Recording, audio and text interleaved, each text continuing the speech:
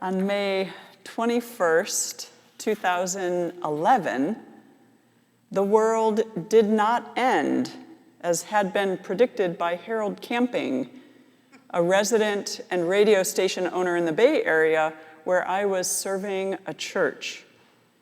It wasn't just people in Oakland, California who were preparing for the end times. His radio broadcast was all over the world, and he had followers everywhere. Harold Camping predicted the second coming of Christ and the destruction of the world based on a complex formula supposedly related to the flood at the time of Noah. As he predicted the exact date the world would end, he also encouraged people to get rid of all of their earthly belongings, to give all of their money away, and to leave their old lives behind, which for so many of them meant quitting jobs and in some cases moving into the desert or the mountains to be set apart. And for some of them, it meant leaving their spouses behind who were not willing to go with them. The message at its heart was that his Christian followers were never meant to be in the world anyway, and Christ was coming soon to take them out of the world and up into heaven. It's astounding how many people believed his message and his prediction. When May 21st came and went, and I remember it very like it was yesterday, when it came and went with no second coming, he got on air and modified his prediction and said that instead God had decided it would be 6 months from then and happen on October 21st, 2011 instead. Well, as you've probably already guessed, October also came and went, and there was no second coming. Apparently, the millions of people who had prepared to leave this world ended up having to stay in it after all. Eventually, Harold Camping issued an apology, said he was wrong, claimed he would not do any more predictions, and then faded into the background and eventually ended up dying from a fall in 2013. Unfortunately, there were some deaths attributed to his predictions, as well as many cases of financial ruin, job losses, and relationship breakups. People's lives were, in effect, ruined. Does it surprise you that millions of people would not only believe, but embrace a theology that says a special group of people have never belonged in this world, and Jesus will make sure they don't have to stay in it for very long? When I was young and being raised in a very conservative Presbyterian church, I remember a great deal of teaching on this idea that we're supposed to be in the world and not of the world, and that we're not supposed to conform to the world. The teaching I received about what this meant was about not drinking, not smoking, not having sex or even thinking about sex, not swearing, not wearing clothing that would lead anyone to temptation, only listening to music that was Christian, and making sure to read the Bible and pray every day. That was how I would be sure to stay separate from the world and all the bad things and all the bad people in the world. Do you remember being taught anything about being in the world and not of it? Or being taught not to conform to the world? Were there specifics attached to that teaching for you? I've been thinking about this idea because of what I say most Sundays during the benediction at the end of worship.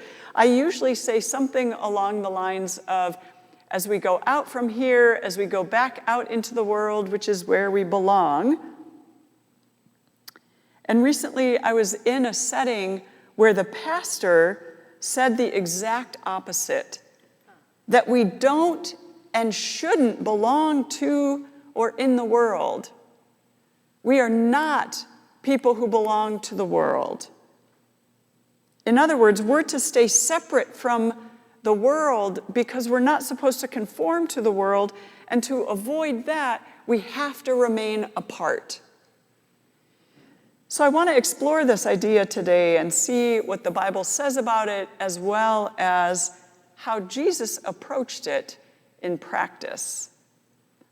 At the beginning of Romans chapter 12, the Apostle Paul reminds the followers of Jesus at the church in Rome that because God has been compassionate toward them, they should think of their bodies as a living sacrifice. In other words, a living offering to God.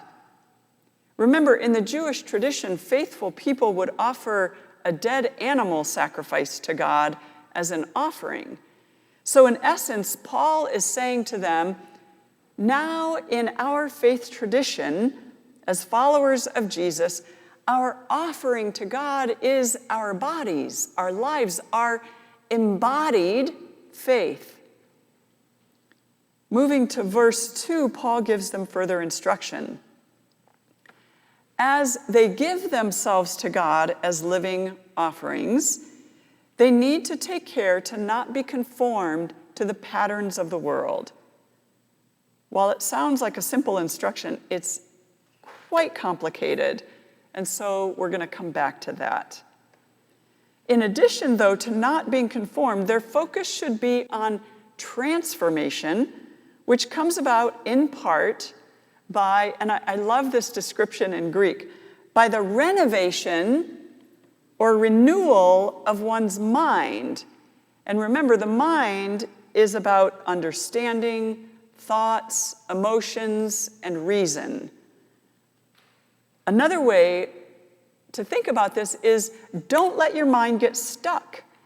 Make sure you are doing constant renovation on it. And in the Greek, it has the sense of being so changed or transformed that the spirit which governs the mind is always being renewed or renovated.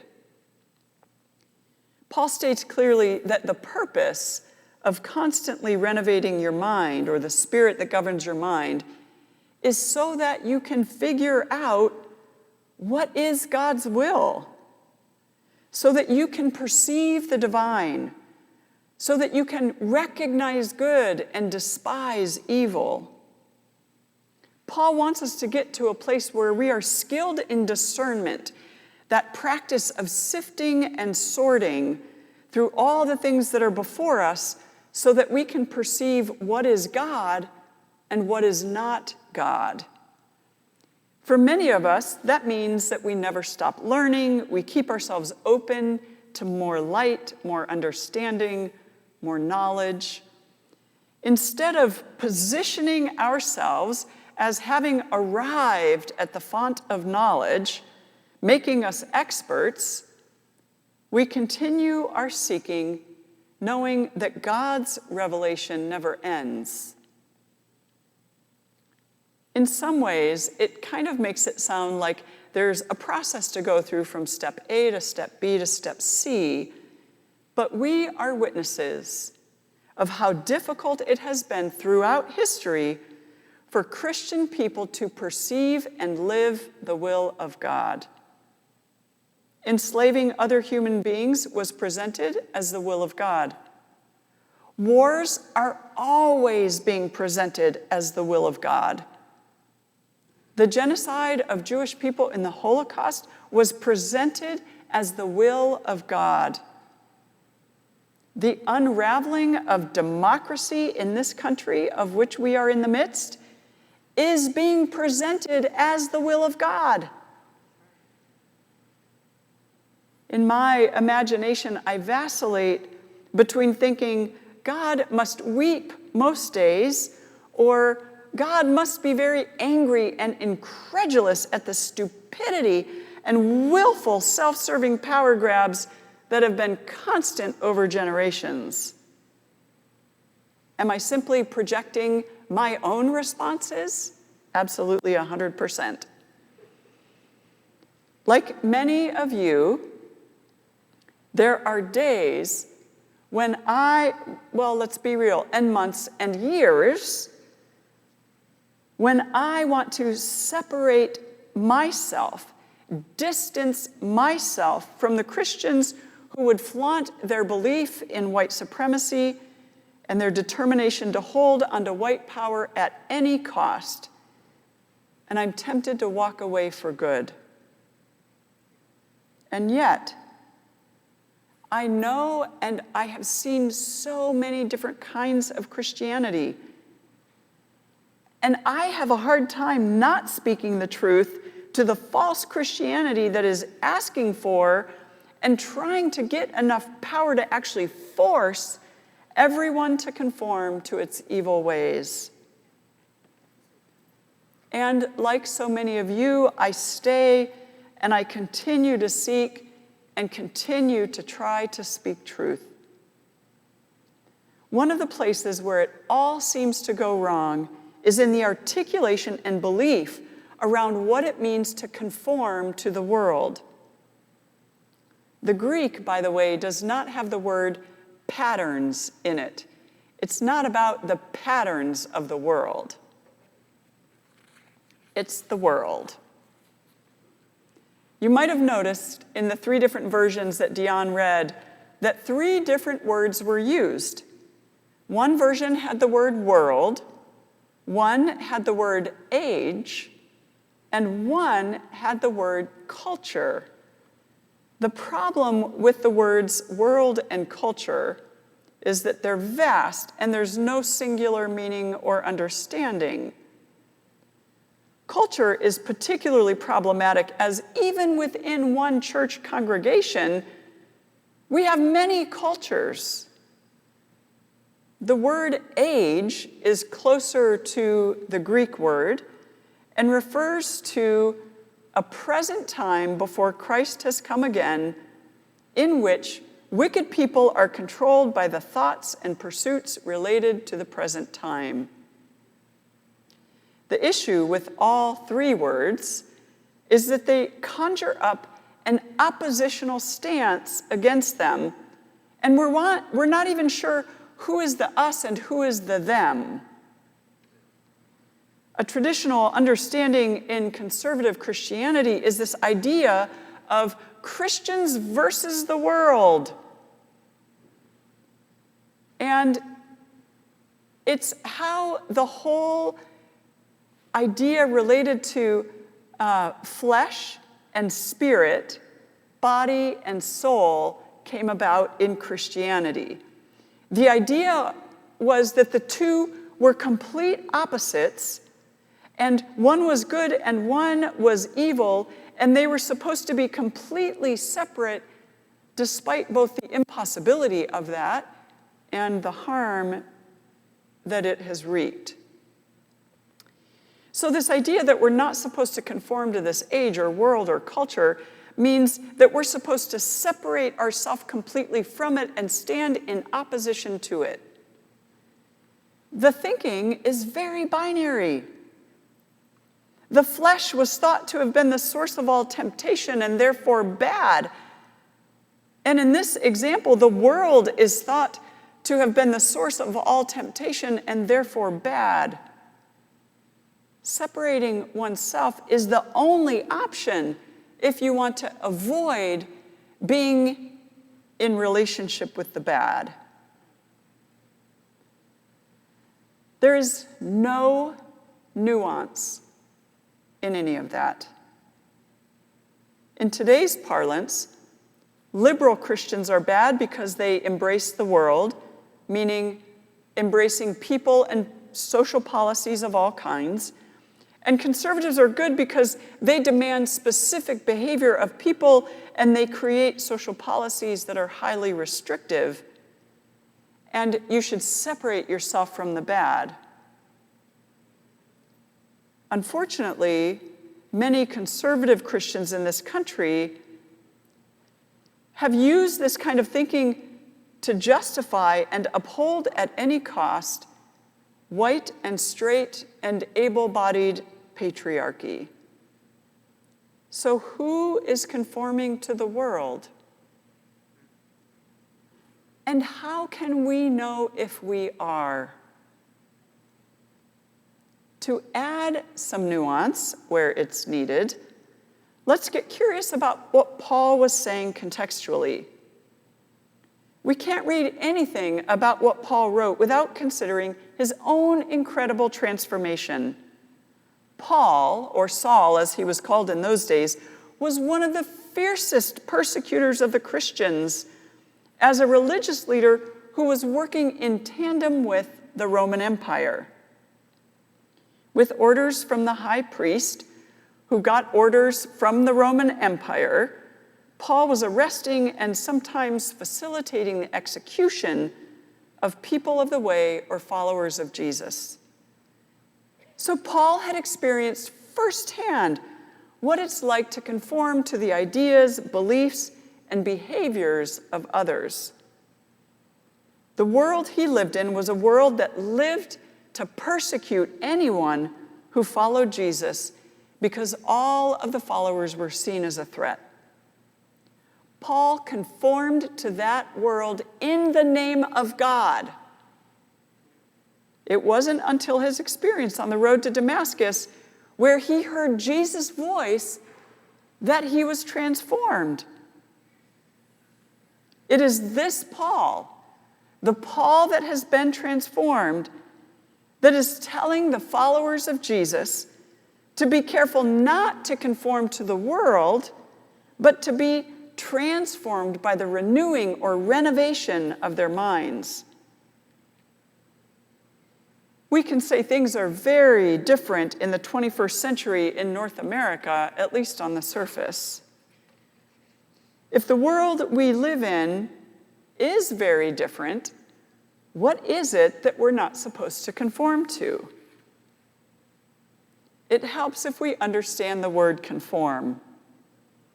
The Greek word used that means conform is really about fashioning oneself according to or conforming oneself to another's, pattern. So we have to ask, who are we fashioning ourselves according to? Who is influencing us? Whose patterns are we conforming ourselves to? Now, there's both an individual aspect and a communal aspect to this.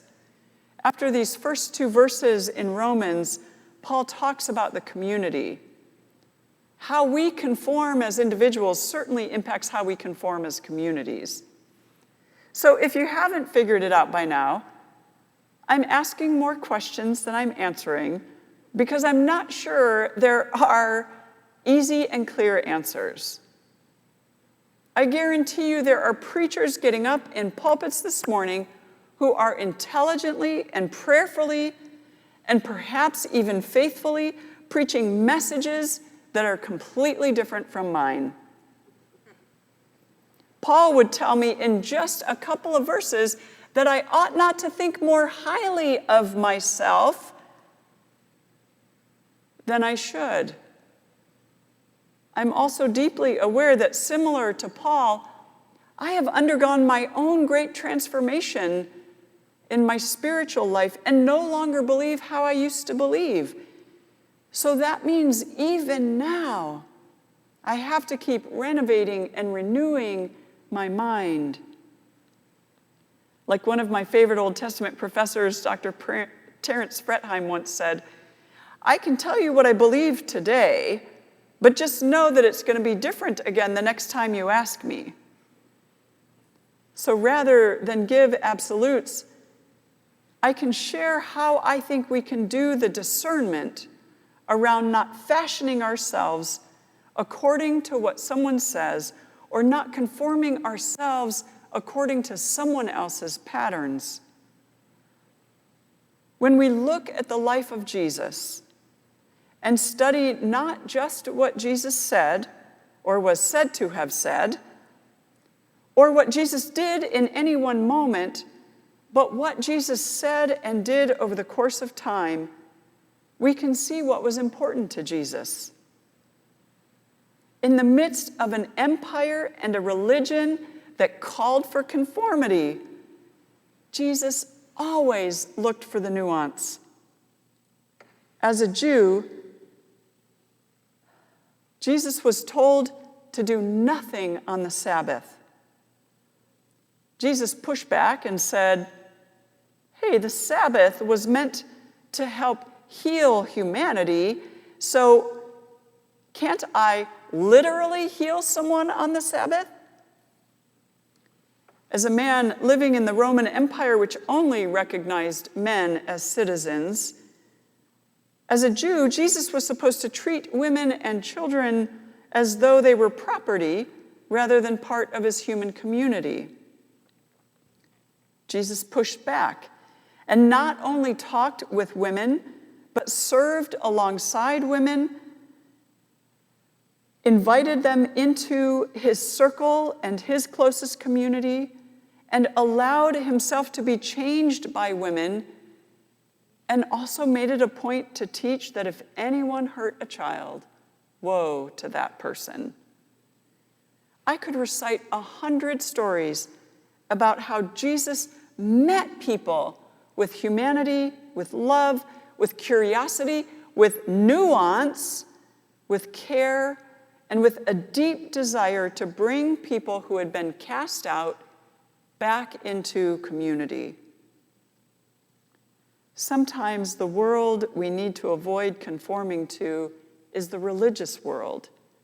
Because when the religious world begins to work collaboratively or coercively with the empire, it has lost its way.